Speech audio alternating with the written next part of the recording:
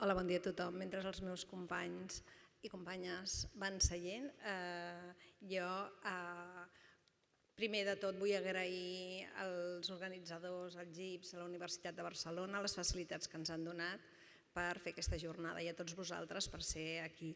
Comencem la jornada parlant de diferents models de salut sanitaris en el món, a Etiòpia, a Àsia i a Sud-amèrica. Per això tenim tres persones amb gran experiència.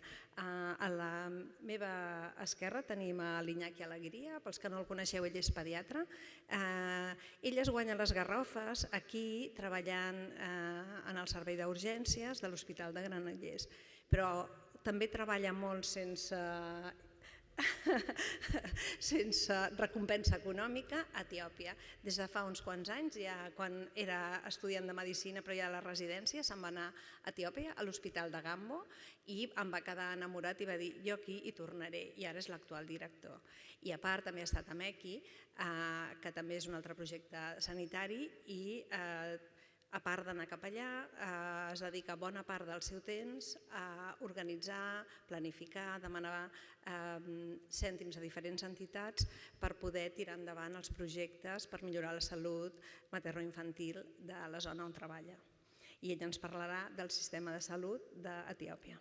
Després tenim a la Ethel Sequeira. La Ethel Sequeira és metgessa familiar i comunitària.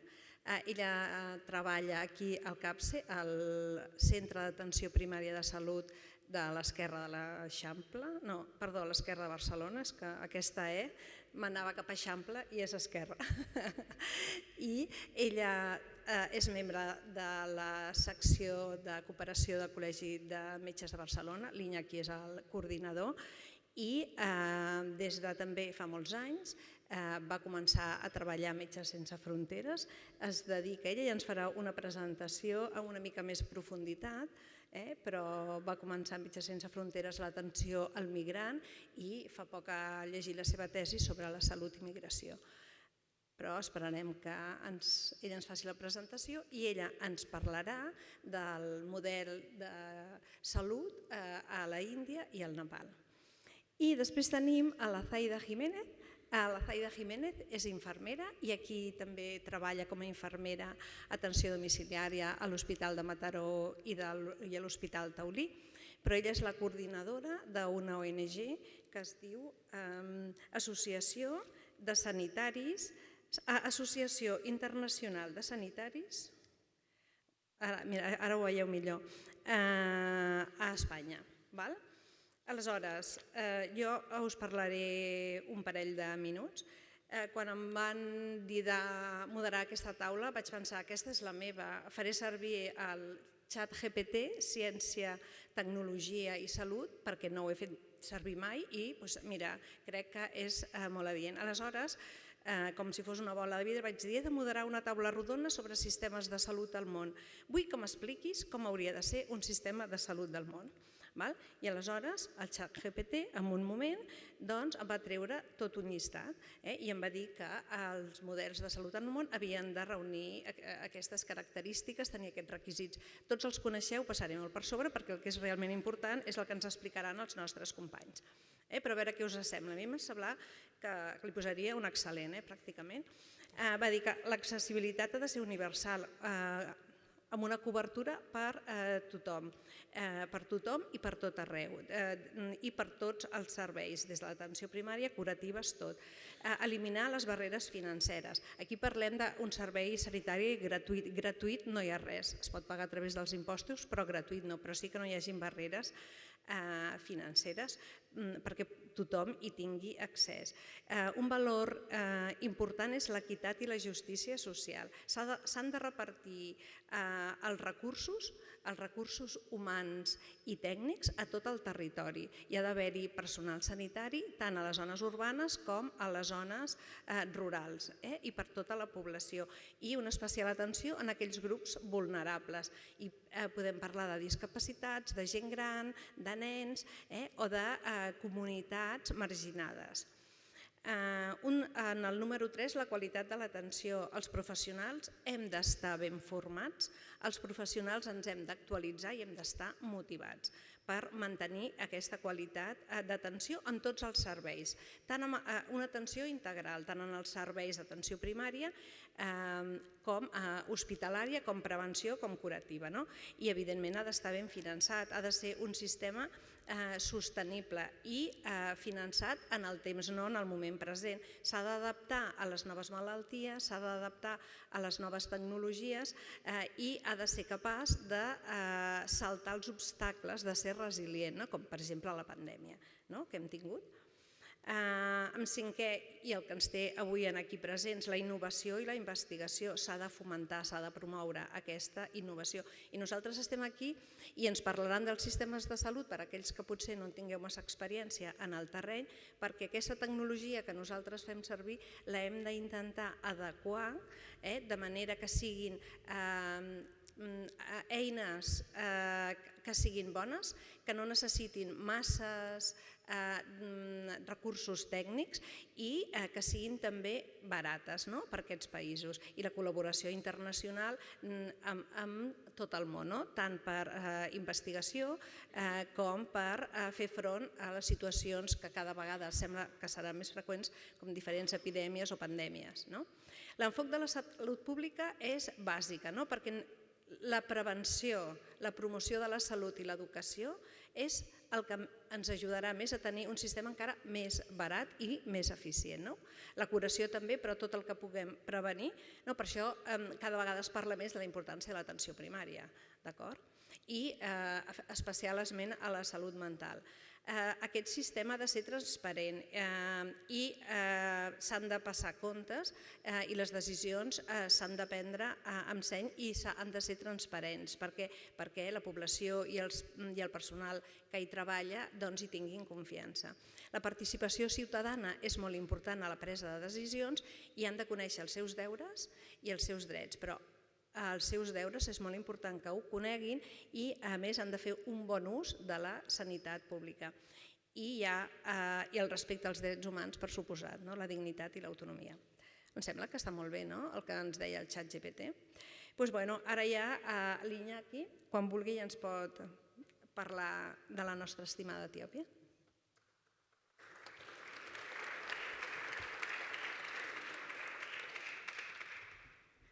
Bé, molt bon dia. Moltes gràcies, Dolors, per aquesta presentació, sobretot per la presentació que m'has fet, que penso que només t'explica aquesta bona presentació per l'amistat que ens uneix, perquè realment no és una mica exagerat tot el que has dit.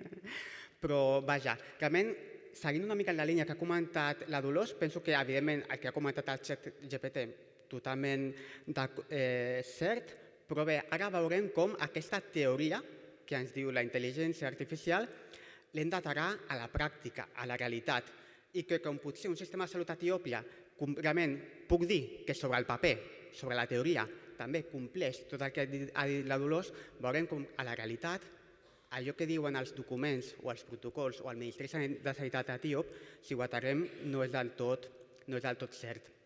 Llavors, bé, comencem.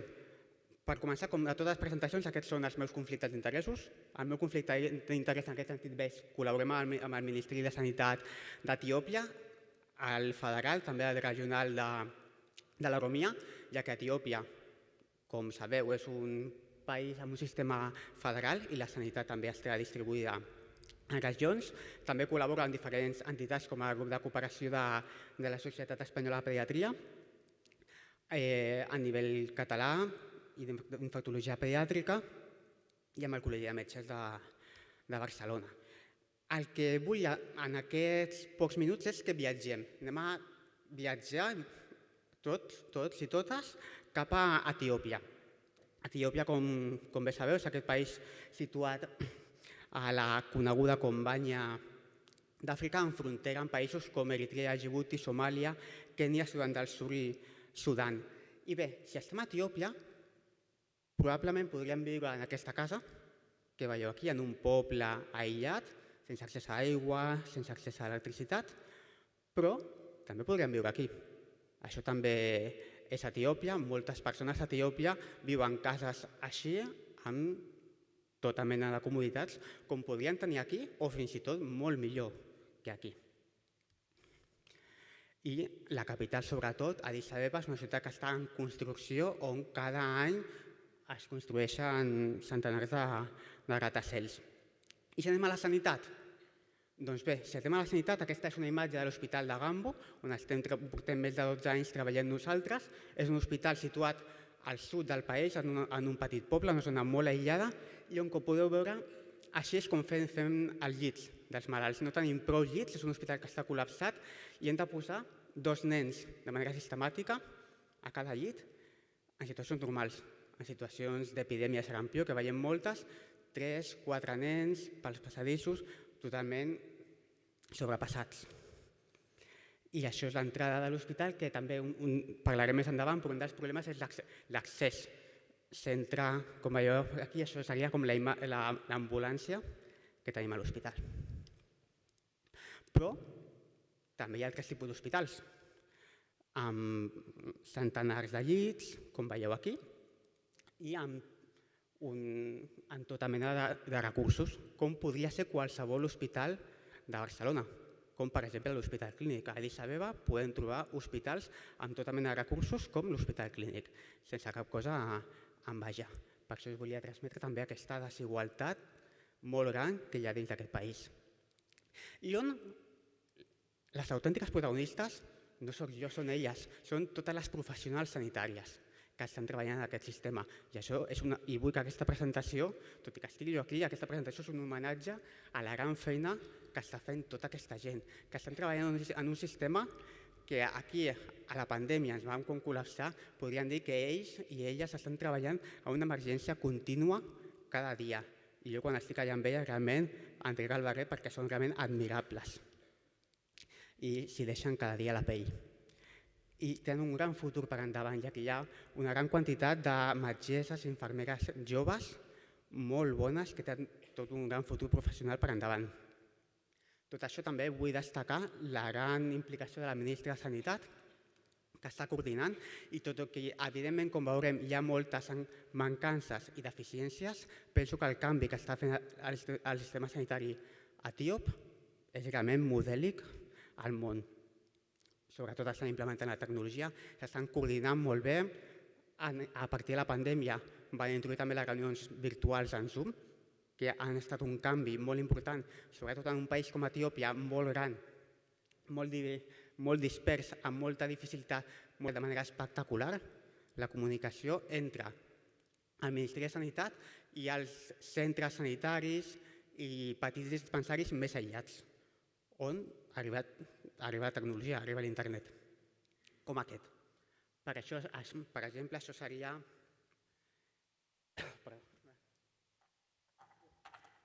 Això seria la imatge d'un petit centre de salut ubicat. Estem veient les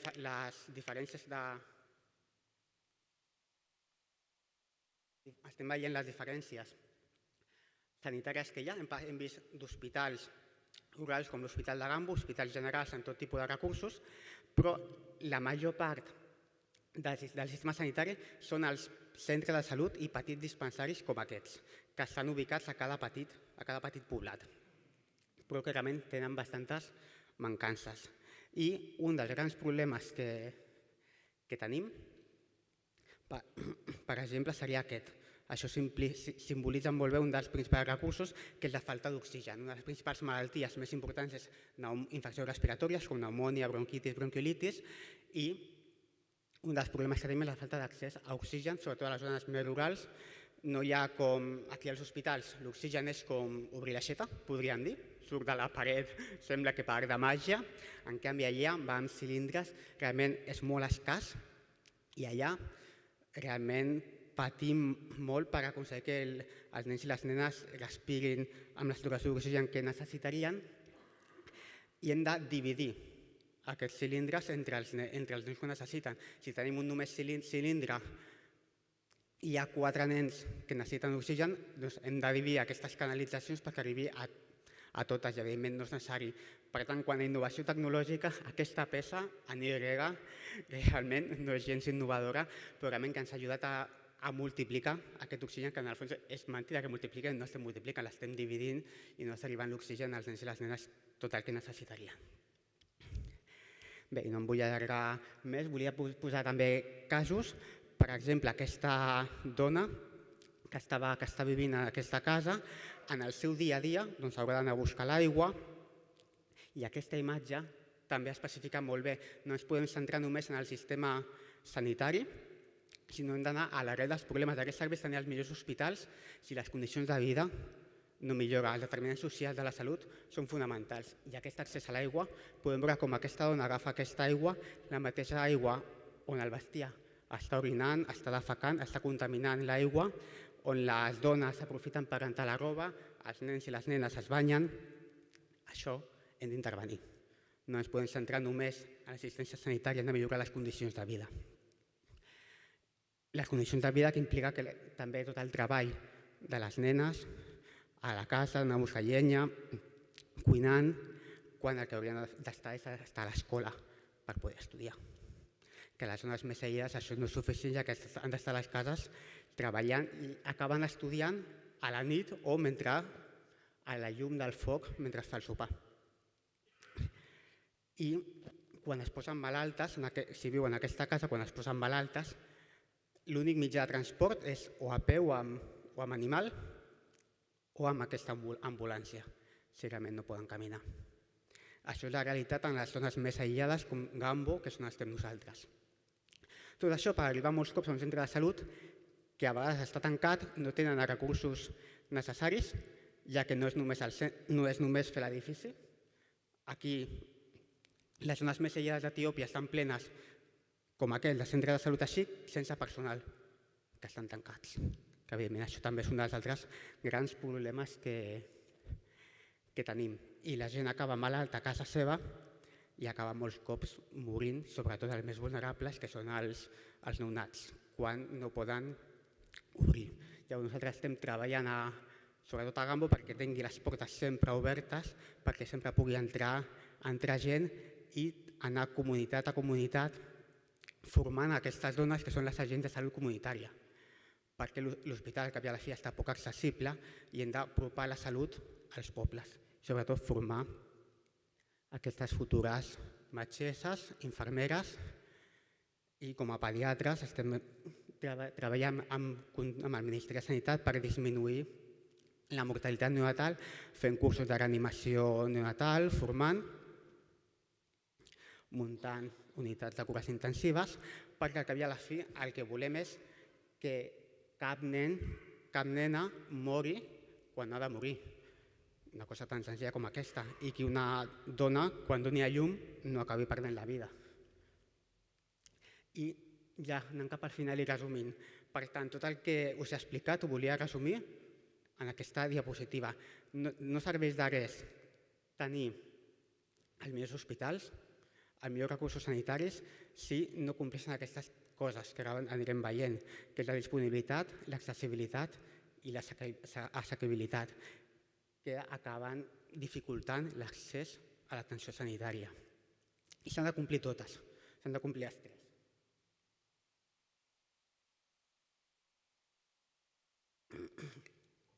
Què entenem per disponibilitat? Doncs disponibilitat vol dir que hi hagi centres sanitaris, que hi hagi personal sanitari als centres, però aquests centres han de ser accessibles també.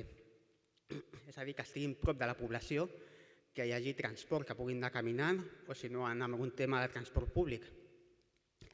Però a més també que siguin assequibles, que no hagin de pagar per l'atenció, que s'ho puguin permetre, però no només això. A Etiòpia s'està treballant per una universalitat del sistema de salut, però no és suficient. Han de poder pagar el transport també per poder anar al centre sanitari. O, també molt important, han de poder faltar un dia a la feina sense perdre la feina, perquè molts cops ens ho trobem, no poden anar a l'hospital o al centre de salut perquè han de deixar treballar i perdrien la feina. Per tant, és molt important centrar-nos en aquesta visió global en treballar sobre determinants salut, els determinants socials de la salut.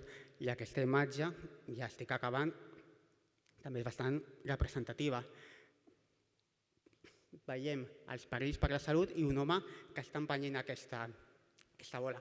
Podem centrar moltes forces en donar més força a la persona perquè aguanti la bola, però també podem treballar en baixar la pendent, que perquè llavors serà molt més fàcil que no ens aixafi.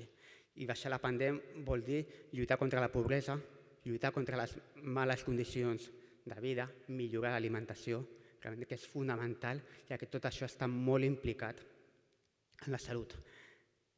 Per tant, i de manera resumida, hem de millorar les condicions de vida, hem de reforçar els vincles i la cohesió social, hem de treballar amb els factors estructurals, socials, econòmics i ecològics i que no només la medicina és el que cura. De fet, molts cops la medicina no cura. I vull acabar amb aquest missatge, que tot i així penso que hem de mantenir un missatge optimista, ja que disposem dels coneixements. Ho podem fer si en països com aquest hem aconseguit disminuir la mortalitat materna, la mortalitat neonatal, a xifres molt baixes, ho podem fer a Etiòpia. Tenim recursos, sabem com fer-ho, per tant ho podem fer. Ara bé, també hem de ser realistes, hem de començar a actuar ja, hem de canviar la nostra manera d'actuar de manera aïllada i hem de treballar tots junts, ja que al cap i a la fi estic parlant d'Etiòpia, però no m'he de veure com un país llunyà, sinó com un país germà, que som tots habitants d'un mateix món i tots som agents de canvi. I hem de començar a generar canvi i penso que sessions com aquesta poden ser fonamentals per generar canvi. Així que anem a transformar les causes des del fons, des darrere dels problemes i deixem d'alçar murs per contenir les amenaces.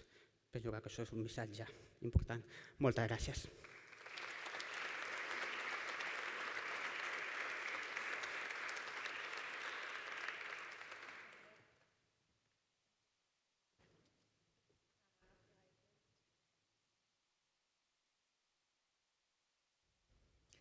Bon dia.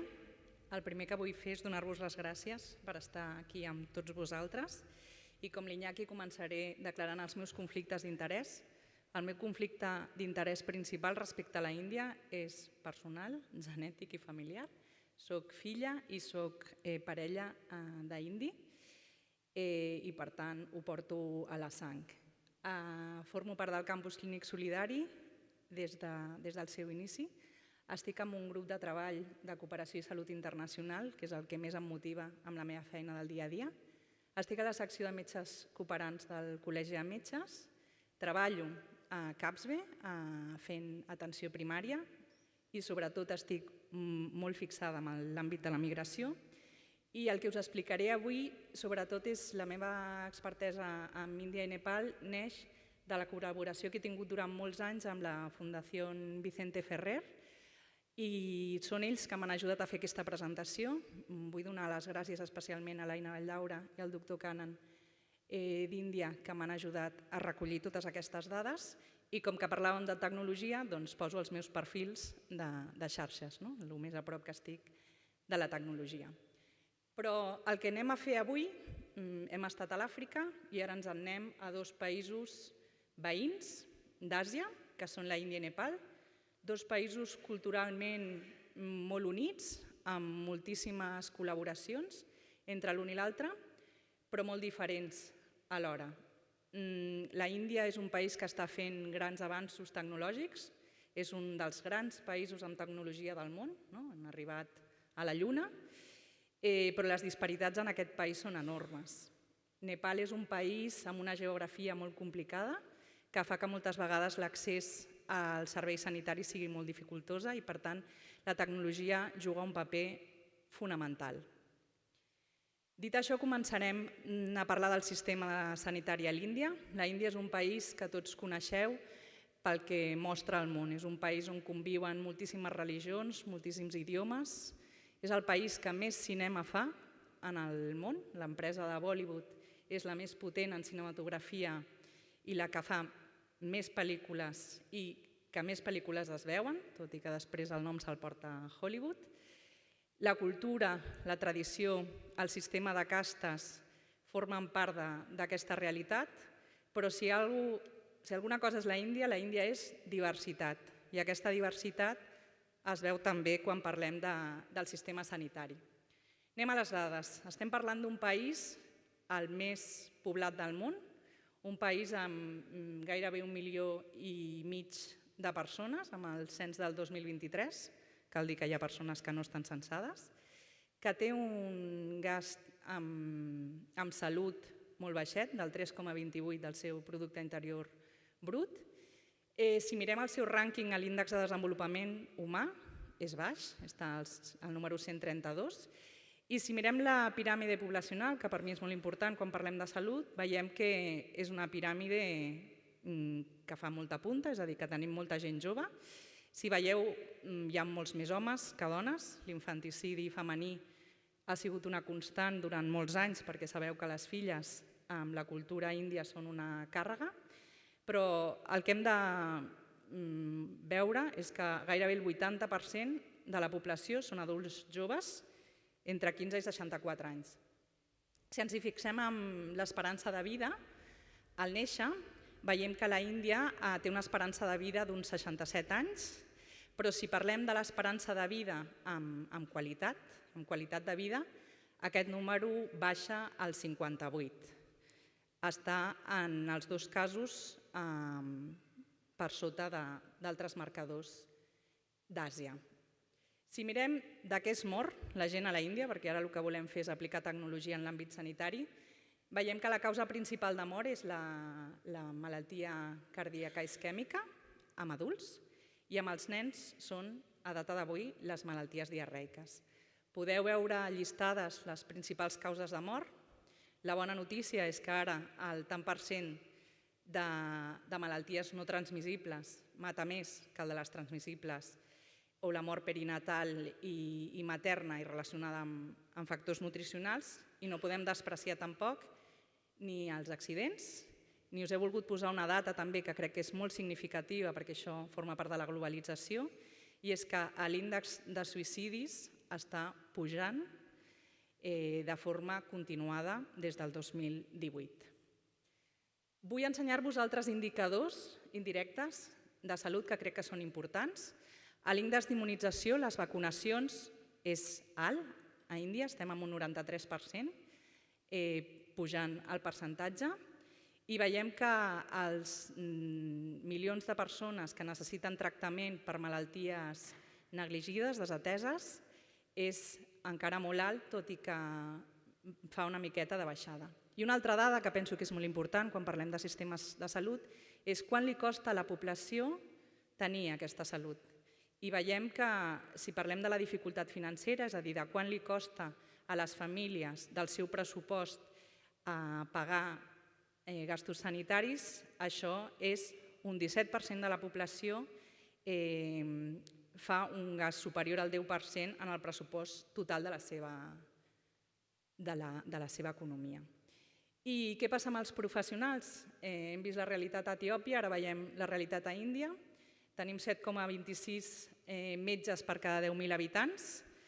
És un número molt per sota del que està aconsellat. La densitat d'infermeres és molt baixeta, és de 17,3 per 10.000, i la pitjor dada és que està baixant des del 2017. Mireu que és curiós que el número de farmacèutics és molt alt, és de 8,6 i està en augment. Recordeu que la Índia és el país productor de medicaments genèrics gairebé més important del món, i també tenim una densitat important de dentistes.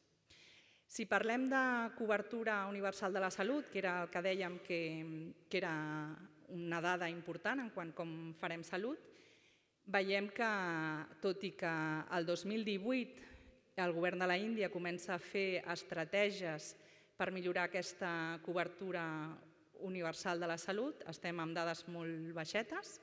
A l'Ayushman Bharat, que és Bona Salut per Índia, és el nom d'aquest programa que vol donar cobertura universal. I bàsicament l'altra gran cosa que s'està fent aposta és per programes de telemedicina que poden apropar la realitat de l'accés a la salut a zones remotes. Com és aquest sistema de salut? A l'Índia conviuen un sistema de salut públic i el privat. El sistema públic, que és que hauria de fer una cobertura universal, no la fa, bàsicament perquè té 3 nivells. En les àrees rurals i en centres de salut primària, que habitualment estan poc dotats, tant amb recursos com amb professionals sanitaris. Hi ha un segon nivell amb hospitals comunitaris, en els quals estan més a zones de districte, a ciutats petites. I per últim hi ha els hospitals terciaris, que són gairebé tots a les grans ciutats. Parlem de Mumbai, parlem de Delhi, parlem de Bangalore. Aquests hospitals moltes vegades tenen tecnologia i tenen les facilitats que poden tenir altres hospitals europeus o nord-americans. Però la gran paradoxa és que a Índia hi ha molta xarxa privada. Es calcula que gairebé el 70% de la població índia fa servir el sistema de salut privat.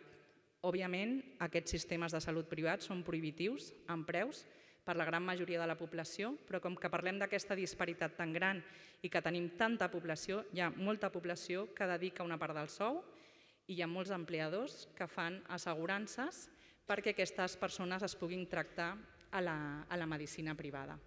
Les assegurances són dels dos tipus. Parlàvem de l'Ayushman Bharat, que fa l'assegurança de salut pública, diem que és el 2018. És un pla molt ambiciós que vol donar cobertura a 500.000 persones, sobretot a famílies més vulnerables, però el desenvolupament d'aquesta assegurança està sent lenta i poc coneguda pels ciutadans. I, evidentment, hi ha totes les parts del sector privat. Per tant, si parlem dels desafiaments del sistema de salut índia, veiem que les desigualtats regionals són importantíssimes, no té res a veure una àrea rural, que és on es desenvolupa la majoria de la realitat sanitària del país. La qualitat i disponibilitat tant de recursos en fàrmacs com en tecnologia com en professionals sanitaris. La gran despesa que ocasiona a data d'avui la part sanitària per a les famílies i la mancança de professionals, especialment de metges i cada cop més d'infermeres. Ens movem al país veí.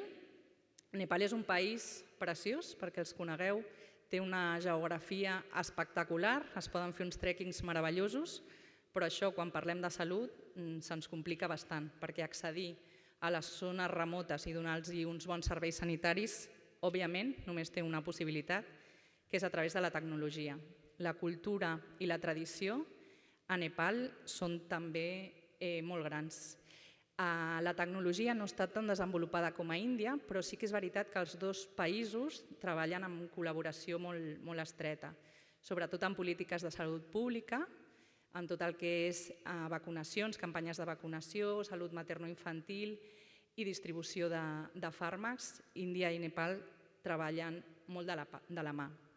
Si busquem les mateixes dades que us he donat d'Índia, la població de Nepal és de 29 milions de persones, dedica un 5,42% del seu producte interior brut a sanitat, més que l'Índia, però molt insuficient, però el seu rànquing en l'índex de desenvolupament humà és més baixet, estem al 143.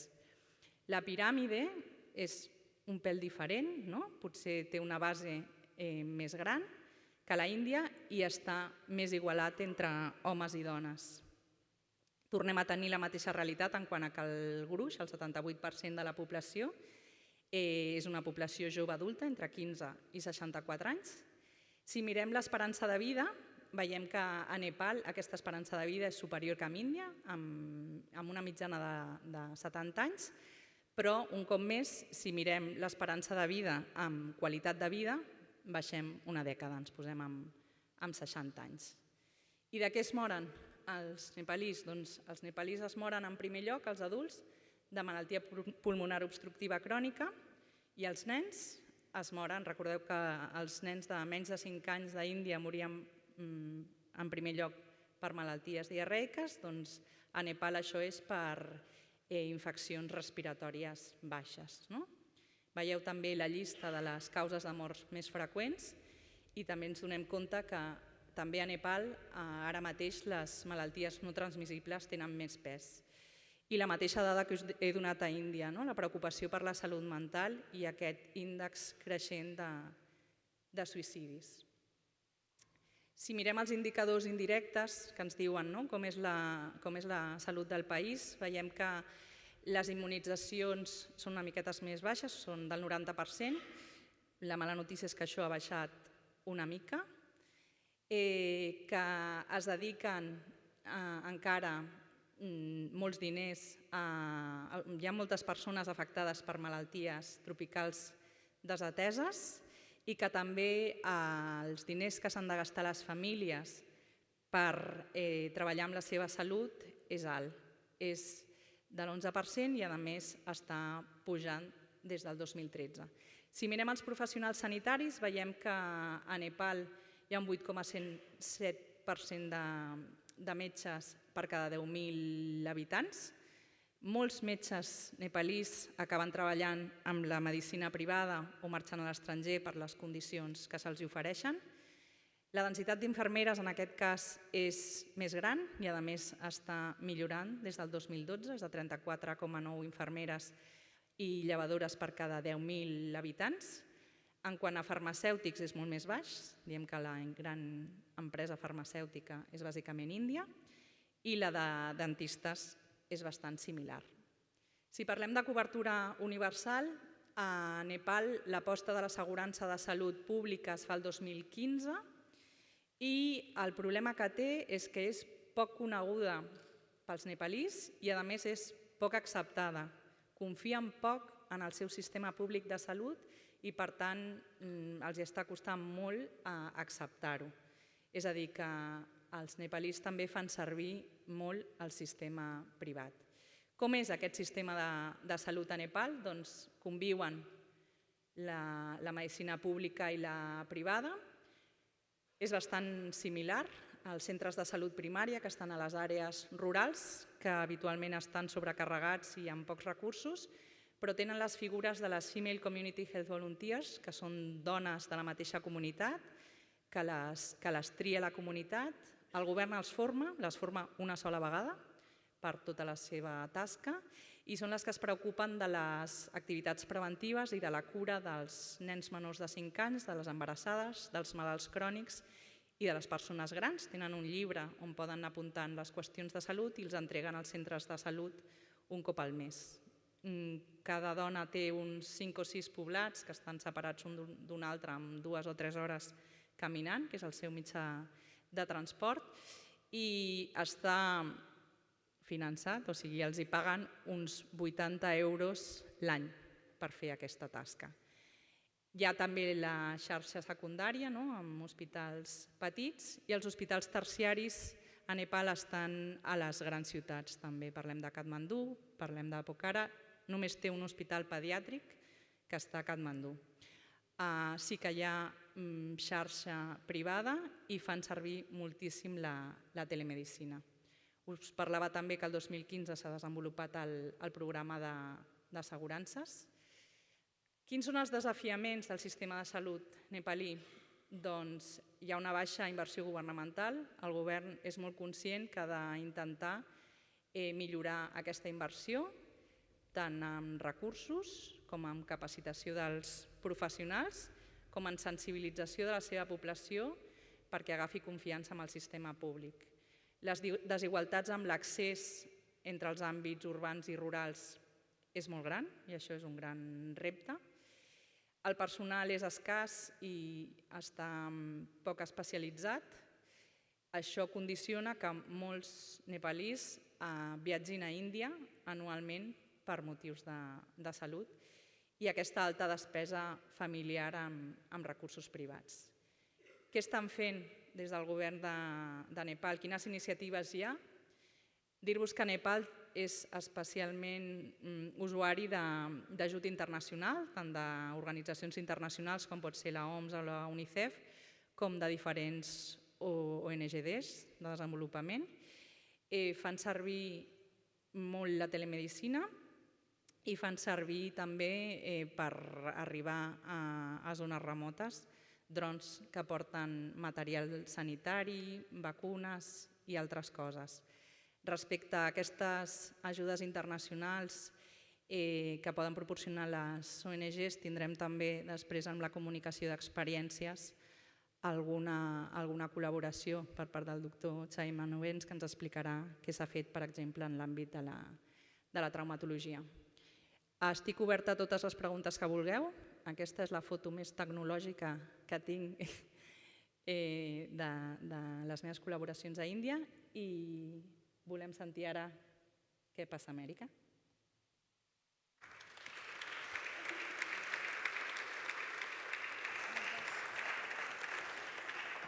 Moltes gràcies, Ethel. I ara la Zaida, això que passa a Equador.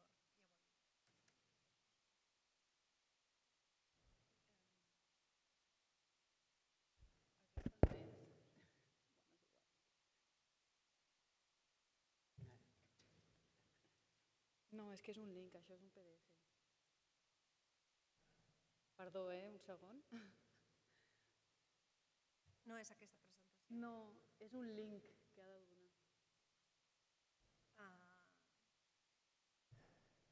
I on està el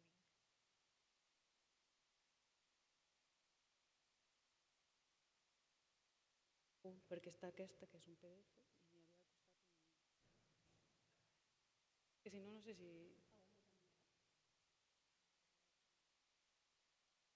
Allà. Si voleu, mentrestant, podem fer alguna pregunta. Perdó, No, tranquil·la.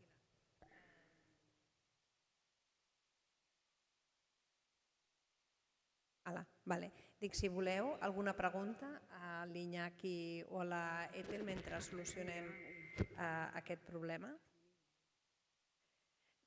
Jo sí que volia comentar, Iñaki, quan has parlat dels condicionals socials de la salut, que certament és molt important. Una de les tasques, per exemple, de promoció, prevenció, és el que tu ens ensenyaves, no?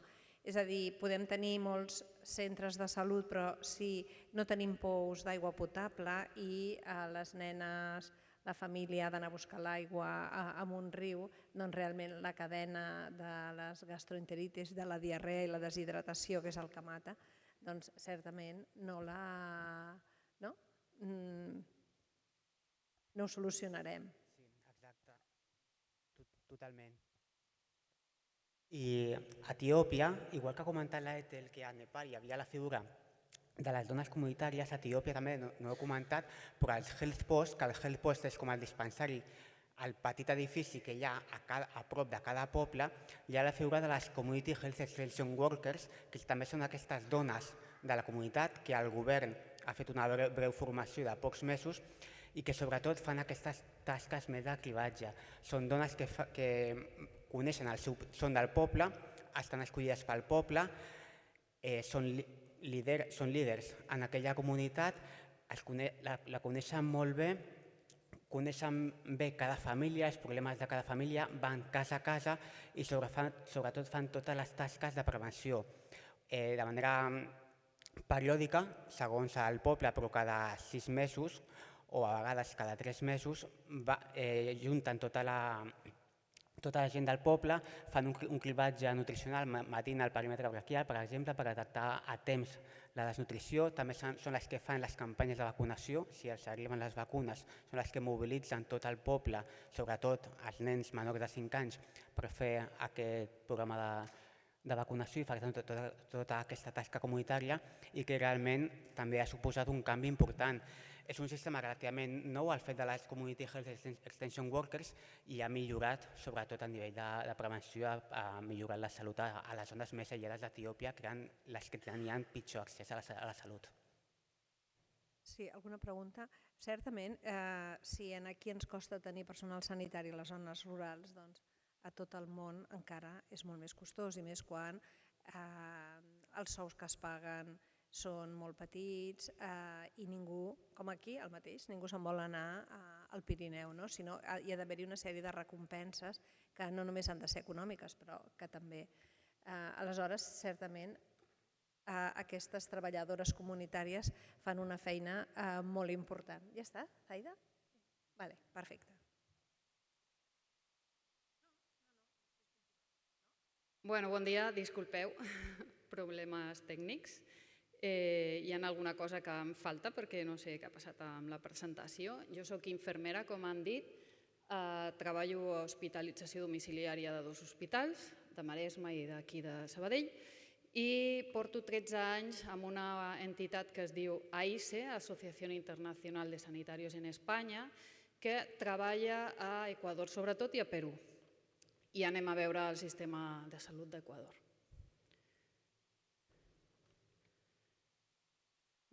Només posar en context, si no us importa, passo al castellà, perquè clar, allà parlen castellà, està tot en castellà. Solo comentaros que la constitución actual de Ecuador se hizo hace muy poquito, y hay un artículo que es el que determina que la salud sea un derecho, y que sea el gobierno quien garantice. La máxima autoridad siempre va a ser el Ministerio de Salud Pública, quien regulará las políticas de prevención, regulación sanitaria y de medicamentos. El sistema de salud ecuatoriano, no sé si lo conocen, es muy fragmentado. Hay una parte del Ministerio de Salud Pública, está el IES, están las Fuerzas Armadas, está la salud de la policía, por decirlo de alguna manera, el ISFAG o algo así, que no me acuerdo ahora, la Junta de Beneficencia, el SOLCA, las ONGs y la parte privada. No se ve muy bien, pero el 38% de los pacientes van al Ministerio de Salud Pública, el 29% al IES, a las Fuerzas Armadas es un 3%, igual que la policía, y el resto, pues ya veis, bien pequeñito, menos el 15% que va a la privada. Bueno, la historia de la salud, del sistema de salud, remonta hace bastante tiempo, pero el 2008 fue cuando se constituyó la Carta Magna y intentaron emular el sistema de salud español, pero sin grandes, no sé cómo decirlo, beneficios, ¿no? o éxitos, por decirlo así. ¿Por qué? Porque tienen mucha zona rural, mucha zona selvática, donde la población es muy dispersa y además con dificultad para llegar a los lugares, que luego os enseñaré una campaña que hicimos en mayo y un día, para que vierais, tardamos 1 hora y pico, pero es que tuvimos que meter coches encima de una barca, poner un río amazónico para poder llegar en 1 hora y media. Si íbamos por tierra, como que tardábamos más, con lo cual la población no sale de esas comunidades. Bueno, aquí está mejor explicado, ¿vale? Las fuentes de dónde llega la financiación, presupuestos del Estado llega al Ministerio de Salud y a los demás. Los municipios también tienen su parte de atención a la salud. Luego está el IES, el ISFA y el ISPOL, las Fuerzas Armadas, bueno, ya lo veis.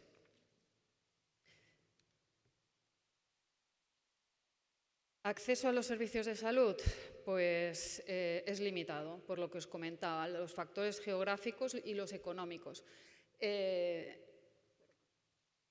Si el sueldo básico en Ecuador está por 460, ¿vale? La canasta está por $800 al mes. Con lo cual, ¿de dónde se quitan las familias? ¿De dónde ahorran ese dinero? De la propia salud. Para que tengáis un ejemplo, tú vas a urgencias y te hacen como un volante de prescripción de la vía, de la medicación que te van a poner, del material que van a usar contigo, ¿vale? Que para aquí parece súper básico para nosotros, ¿no? Pues allí la persona tiene que ir a una farmacia de dentro del hospital, recogerlo y si no la tienen, tienen que salir del hospital y comprarla. Y así con diferentes cosas, ¿no? Las pruebas diagnósticas, la mitad son pagando y, bueno, a unos precios increíbles, con lo cual la población vulnerable no va a poder pagarla. Y, por ejemplo, las estancias en el hospital sí que están pagadas y los especialistas, pero quirófano no. O sea, hay cosas que si miras realmente en la web del Ministerio de Salud o del Estado o tal, te pone que está todo súper estupendo, pero no es la realidad. La realidad es que tú te vas a un hospital y te ves apurado con ello. Bueno, esto lo comenta un compañero de allí. Ecuador enfrenta una escasez de profesionales de salud, igual que aquí, ¿no? Con un ratio bajo de médicos por habitante en comparación con otros países de Latinoamérica. Y nada, esto impacta negativamente en la disponibilidad y la calidad de la atención. Antes comentaban algo de que la gente no quería ir a zonas rurales, ¿no? Algo así mientras estaba por ahí arriba. Pues allí lo obligan, sí. Tú allí acabas la carrera y te obliga, al médico tiene que hacer la rural y es un año obligatorio. ¿Para qué? Para intentar minimizar esta falta de médicos, de personal sanitario en las zonas rurales. Bueno, hablar un poco de las organizaciones no gubernamentales como la que yo coordino. Bueno, según el Estado, ¿no? Desempeñan un papel crucial en el sistema de salud ecuatoriano, llevando proyectos de atención primaria y campañas de sensibilización. Yo voy a hablaros de la Mio Momento, hago aquí una pausa. Nosotros creemos en la promoción de la salud, sobre todo en ir a las comunidades y hablarles de su propia salud y de empoderarlos. ¿Por qué? Porque no hay medicamentos, hay desabastecimiento, no hay médicos, no hay sanitarios. Es difícil llegar a ellos o ellos mismos, aun teniendo una infraestructura a una hora, no van a salir de su comunidad para ser atendidos. Con lo cual, muchas de las ONGs que desempeñan trabajos allí utilizan las campañas de promoción de la salud en estas zonas. Bueno, ya lo he dicho, ahí lo tenéis, eso es nuestro. Conclusiones y futuras perspectivas. Bueno, les voy a ser honesta, esta conclusión es de un médico de allí, que antes de ayer estábamos hablando del sistema de salud ecuatoriano para ver, ¿no? Realmente mi visión, si mi visión es la misma que la suya como profesional allí y como lo que pone en todos los datos, ¿no? Y dice esto: a pesar del reconocimiento acerca de la importancia de la atención de salud, se encuentra organizada por niveles de atención, el primario y el secundario, ¿vale? Que en esto se resuelven el 90% de los problemas. En el sector público han estado debilitados por bajo presupuesto, abandonos de unidades, la escasez de inestabilidad laboral del personal, lo que incidió en una limitada capacidad resolutiva y en la pérdida de confianza del Sistema Nacional de Salud. Bueno, aquí hay que mencionar también que Ecuador tiene 12 nacionalidades indígenas. Aparte de la población mestiza afroamericana que os encontráis en la mayoría de parte de Ecuador, en la parte más de la Sierra de los Andes y de la selva, pues están los quichua, están los shuar, están los sáchilas, hay pues eso, 12 nacionales reconocidas, ¿vale? Entonces, ellos tienen su propia medicina ancestral. A veces funciona y a veces no, porque viendo estadísticas que se me ha borrado de la presentación, hoy día la primera causa de muerte, de mortalidad, es la apendicitis, que antes eran los accidentes isquémicos y, sin embargo, la apendicitis, ¿no? Pues la gente no está yendo a los centros a ningún centro hospitalario cuando tienen ciertos problemas. Y si incluso hablas con poblaciones como en mayo hablábamos, ¿no? Con mamás, con niños resfriados, que les decías, hay que hidratar al niño, y te dicen, no, yo sí que hidrato al niño. Ah, ¿qué le da usted? Hierve el agua para no tener parásitos. No, yo le doy chicha. Disculpe, chicha es alcohol. Entonces, a los niños desde 0 años le están dando alcohol. Con lo cual también, ¿no? En la parte cognitiva de estos niños, cuando sean mayores, pues va a haber un problema. Incluso nosotros intentábamos hacer dinámicas con ellos y no podían ni chutar un balón. Estaban borrachos, con perdón, pero era así. La verdad es que esta vez yo creo que ha sido el viaje más impactante y llevo 13 años viajando a Ecuador. Una zona que sí, que los quichuas de la sierra son un poco diferentes que los de la selva, porque cada uno tiene sus peculiaridades, ¿no? pero encontrarte algo así, siendo, ¿no? Llevando 13 años allí, fue como, wow. Entonces, bueno, por eso nosotros intentamos llevar pues, la promoción de la salud, las charlas, que si podemos tener además alguien que les tramite en su lengua. Llevamos instituciones públicas como el Ministerio de Salud, ¿no? El centro de salud de referencia, el municipio va con nosotros a estas campañas. ¿Por qué? Porque es súper importante que estén involucrados los sistemas que hay en el lugar. No vamos a ir nosotros a poner tiritas, sino que ellos mismos, ¿no? Acaben asumiendo ese rol. Y bueno, los retos futuros, los principales retos incluyen mejorar el acceso a servicios de salud en áreas rurales y enfrentar la escasez de personal médico, así como la sostenibilidad financiera, a pesar de que el gasto público en salud, ¿no? El gasto total del Producto Interior Bruto en Ecuador es de 8,1, que es uno de los que está por encima de otros como Perú, que es un 5,2. O sea, digamos que el gasto en sanidad no está mal en comparación al resto de países, pero sin embargo no se ve en la realidad del día a día. Falta un vídeo, ¿puedo?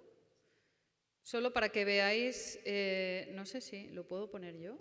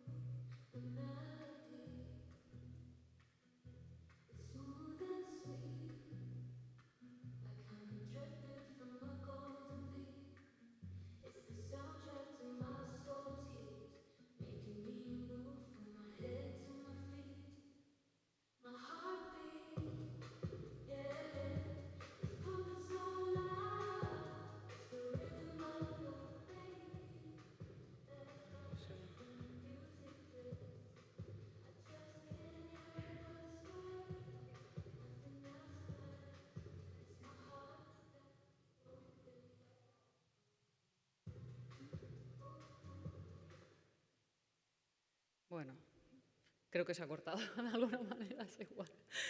Nada, pues muchas gracias por la invitación y espero haberos resuelto alguna parte de lo que está pasando en Ecuador. Gracias.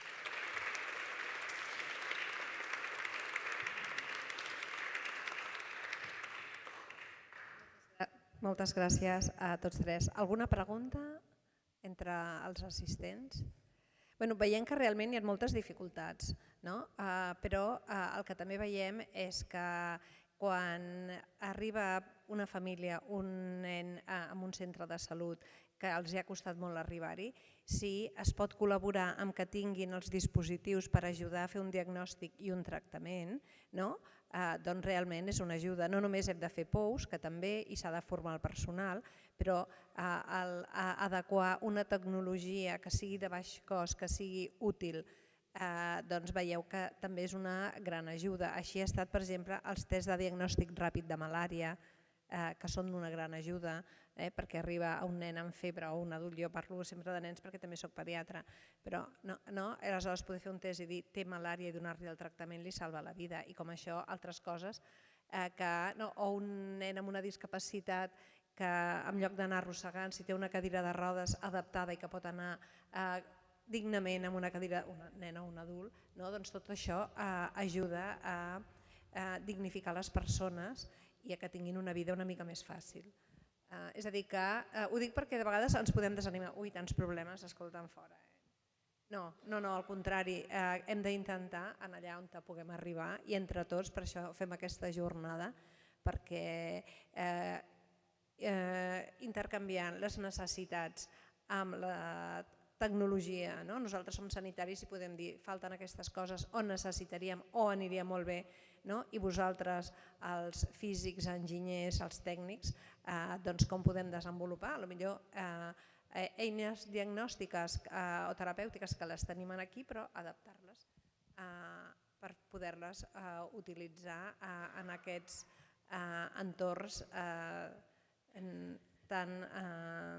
amb tantes necessitats. No sé, una pregunta? Vale.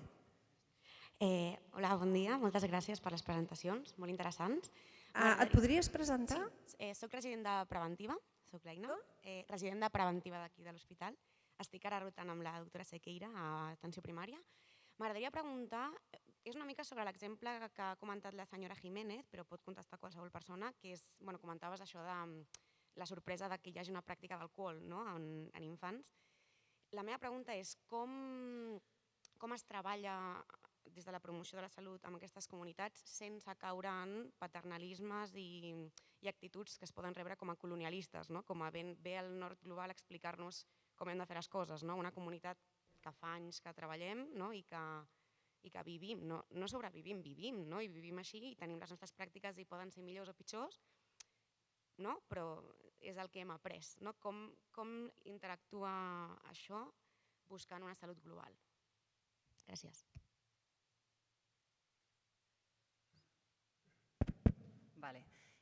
Doncs el que explicava abans, sempre portem professionals d'allà i entitats governamentals per fer, com diguem, equip amb ells. Aleshores, per exemple, ara al maig, que explico molt al maig perquè va ser fa poc, per mi, ara torno al novembre, però és per altra cosa, diguem que portàvem treballadora social d'allà. Dins de la mateixa entitat hi havia un traductor quítxua que era de les mateixes comunitats que anàvem a conèixer a tothom, amb la qual cosa és al revés. Ells esperen que nosaltres anem cap allà i adaptem molt el que és la promoció a la seva alimentació i a la seva accessibilitat als aliments. Simplement, sobretot, quan parlem de xerrades d'alimentació per la prevenció de malalties no transmissibles i, per exemple, si nosaltres anem a la costa, que és un altre perfil de població, sí que podem donar, per exemple, xerrades de prevenció de malalties de transmissió sexual. Si anem a la selva, no arribem a la persona, amb la qual cosa el que fem és adaptar, segons a la zona a la que anem, les xerrades que donem. Iñaki Etel, voleu comentar alguna cosa, però respecte a això, perquè és important el que ha comentat la companya, no? Jo volia dir que jo faig primària a Barcelona i cada any li haig d'explicar a la gent a l'estiu que la cervesa no és un mètode d'hidratació, és a dir, que no està tan lluny de la realitat. El problema aquí bàsicament és que són infants i que l'alcohol té efectes. La base, l'ha dit molt bé ella, és treballar des de la comunitat. És a dir, tu no pots donar missatges perquè el que primer has de fer és aprendre d'aquella societat i després treballar sobre les seves realitats i amb ells. Vull dir, anar a donar missatges no és una feina de la cooperació, segur. Primer has d'escoltar, aprendre i després pots proposar i ells són els que realment han d'executar. L'altre no serveix, igual que aquí. Tu aquí a les persones no els hi pots dir el que han de fer. Els hi has de dir el que els aniria bé fer i ells ho faran o no ho faran. Vull dir, al final som tots persones i tots tenim les mateixes maneres de funcionar des del meu punt de vista. Sí, totalment d'acord. Sí? No, res. Soc Martí Vall, que jo soc metge. No, només una cosa que algunes vegades jo em plantejo, si a vegades la cooperació i a vegades inclús els papers de les ONGs, a vegades el que fan és perpetuar precisament els problemes de salut en aquests països quan estan a vegades donant per fet que són a vegades inclús governs corruptes, que tenen prou recursos, que tots aquests països que heu comentat doncs, tenen prou recursos, inclús països que són relativament petits. No? I a vegades em pregunto això, no? Si com a cooperants, a vegades el que fem és sí que complementem o podem suplir una cosa que hauria de fer el govern, indubtablement, i que tenen prou recursos i que els inverteixen potser en armament o en cases luxoses o en altres coses. No? I potser a vegades és després d'anys, no? Una cosa a vegades és la il·lusió d'anar a aquests països, anar a fer un treball i anar-hi a fer coses i aportar-hi moltes coses, però a vegades potser som una mica, no sé, no sé si us ho heu plantejat, una miqueta això, com ser una mica còmplices d'aquests governs, no? Que són corruptes, no? I que tindrien potser prou recursos, no? Com potser aquí hem parlat dels diners que inverteixen en salut, però segur que inverteixen molts diners en altres coses, no? Bueno, no sé, era un raonament que no sé si us ho heu qüestionat en algun moment. Tots. Contesto jo primer? Ui, no se sent. Ara? Sí. A veure, és un plantejament que sempre ens fem, això, no? Per això nosaltres, per exemple, a AIC fem docència al personal d'allà, o sigui, no només a professionals sanitaris, sinó professionals que fan l'ajut a les comunitats. Sí que és veritat que n'hi ha una part que és com de cebo, queda lleig dir-ho així davant de tothom, però és un cebo.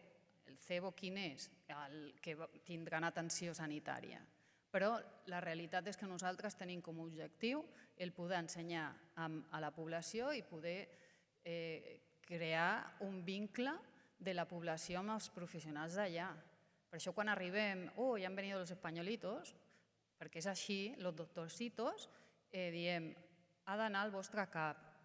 El seu sanitari és igual que nosaltres, la medicació és la mateixa. Sí que és veritat que no n'hi ha medicació ara mateix i a sobre amb els talls de llum que hi ha ara a Equador és un problema bastant greu, però no ens agradaria que per culpa nostra passi això i per això fem la capacitació que es diu allà. El mateix, Parlem de corrupció en aquests països, no parlem de les mascaretes distribuïdes a Espanya durant la pandèmia. Jo crec que la mirada l'hem de canviar molt, hem de donar-nos compte que hi ha moltes coses que són molt similars, potser es disfressen d'una altra manera. Jo vaig començar a treballar amb la Fundació Vicente Ferrer el 2001. Havia acabat la meva residència en Medicina de Família. La primera cosa que em va agradar és que no em van deixar anar abans. Ja he acabat Medicina, abans de fer la residència, jo vull anar de cooperant i em van dir a fer què si no saps fer res. És a dir, el primer que hem de tenir clar és que per cooperar has de poder compartir. Perquè, insisteixo, la base és que primer has d'observar i aprendre. I després pots opinar i suggerir. El doctor Manovens després us farà una experiència de bona pràctica i crec que donarà el mateix missatge. Durant 8 anys jo vaig estar fent la selecció dels sanitaris que anaven a treballar. Les persones amb perfil impositiu i paternalista no anaven perquè no és el perfil de persones que buscàvem. Molts dels programes que es fan, clar, jo et parlo d'una organització que fa més de 50 anys que està treballant a la Índia. Hi ha molts programes que són compartits amb el govern. El programa de lligadura de trombes, per exemple, de les dones, era un programa subvencionat. El programa de distribució de fàrmacs antiretrovirals amb VIH és un programa compartit. Has d'anar de la mà del govern i has de donar els missatges de la mà. Els meus grans mestres són indis. Jo vaig aprendre i aprenc molt de professionals indis que la seva realitat del dia a dia l'han vist ells. Per tant, jo en cap moment he pogut sentir que podia aportar més del que podia aportar. O sigui, jo podia aportar el que sabia, que a més sortint d'una residència en saps molt, però ara, que fa molts anys que vaig acabar la residència i continuo anant, el primer que faig sempre és escoltar i tal. Jo crec que el anar a imposar està clar que no. Amb govern o sense govern, amb ONG o sense ONG, el món de la cooperació paternalista impositiu no funciona i està àmpliament demostrat. Gràcies, Ethel. És que hem d'anar acabant. Si tens aquest missatge em sembla molt important, el que has dit. Sí, només reforçar aquesta idea, penso que és clau aquesta mirada. Clar, jo treballo a Etiòpia treballem directament amb el govern, que com heu comentat, podem pensar que el govern etíop és corrupte i també, com comentava l'Ethel, volia convidar-vos a reflexionar si aquí al nostre govern també hi ha corrupció o no n'hi ha i si podria invertir més en sanitat o no i que tot i així no deixem de creure i treballar per la sanitat pública universal. Creiem en això. Doncs a Etiòpia nosaltres exactament igual treballem de la mà del govern intentant facilitar l'accés a la sanitat universal i que és aquesta mirada a la manera de treballar i no mai ha més. Gràcies. Hi ha una pregunta, però ha de ser molt breu. O un comentari?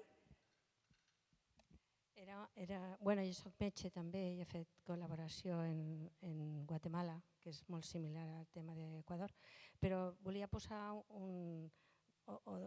donar una opinió, i és que a vegades els sanitaris ens centrem molt en la tasca que fem sanitària i tal, però el problema, sobretot a Equador, a Sud-amèrica o Etiòpia, és el que és la salut pública. Realment, si no hi ha carreteres, no hi ha clavegueram, no hi ha aigua potable, ja podem nosaltres fer coses i prevenció i tot el que vulguis, però no solucionarem res, continuaran emmalaltint. Si veuen aigua on estan pixant les vaques o les persones, llavors jo no sé si des de les organitzacions en les que col·laborem realment haurien de fer més incidència en aquest tipus de problema, que és el que perpetua tot el problema sanitari. Llavors jo crec que haurien de fer més esforç, potser, en anar per aquí, per infraestructures i que ajudin a millorar la salut pública, que és el que ens ha ajudat a nosaltres, no el sistema sanitari, sinó la salut pública. És que té menys influència del que ens pensem.